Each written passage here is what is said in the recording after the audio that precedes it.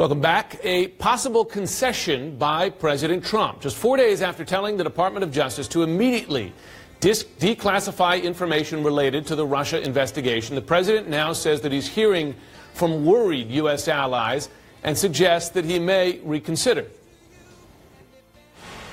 We're moving along. We're working along. We're also dealing with foreign countries that do have a problem. I must tell you, I got called today from two very good allies saying, please, can we talk? So it's not as simple as all that. And we do have to respect their wishes, but it'll all come out. We'll have to see what that means from the president, respecting their wishes. Let's discuss with Congressman Mike Quigley of Illinois. He is a Democrat on the House Intelligence Committee. Congressman, thanks very much for joining us this morning. Good morning. Thank you.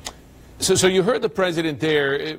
We know that the domestic intelligence community was uncomfortable with a broad release of these documents. They've been demanding some retractions.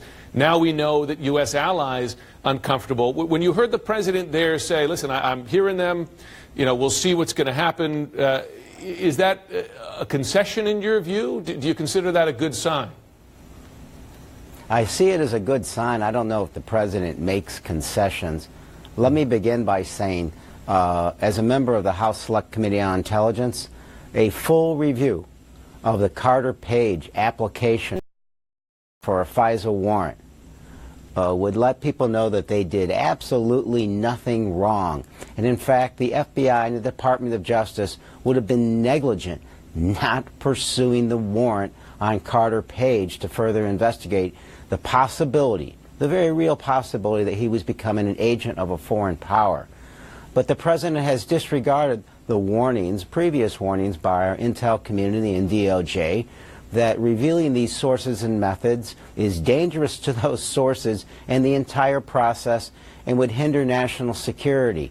The fact that our allies telling the president that this is a concern wakes the president up is indeed surprising, because if it endangers U.S. security, and it's always America first for the president, why would the fact that our allies are concerned bring about these concerns? So, look, I'm happy that he's considering this. I think the damage has been done to a certain extent. I think that what the public should take from this, in addition, is we're all in this together. We share critical information with our allies. Our allies share info that keeps us safe and vice versa. They recognize the dangers here. Hopefully we're listening. Yeah. To be clear, the president has not said he's going to release none of the documents, just that perhaps he's going to make some redactions or changes to accommodate, just as he does, just as the U.S. intelligence community is demanding. I wonder if you're concerned that the president's intention here is to release materials selectively to undermine an investigation in which he is involved and his allies are involved. Well, that's exactly what he's doing, because it's exactly what he's done. The first chapter in the president's mission here has always been to distract the American public from an investigation that hurts him legally and politically. If we recall, it began with the wild accusation that President Obama was wiretapping Trump Tower. Yeah. And then there were allegations of spying in the Trump campaign, which were ridiculous and unfounded. Then there's the infamous Nunes memo, which was called reckless and dangerous in its release of classified information by the Department of Justice and the intel community. That memo was put together with the White House. So it's clear that the president's intention was to be less concerned about national security and more concerned with an investigation which is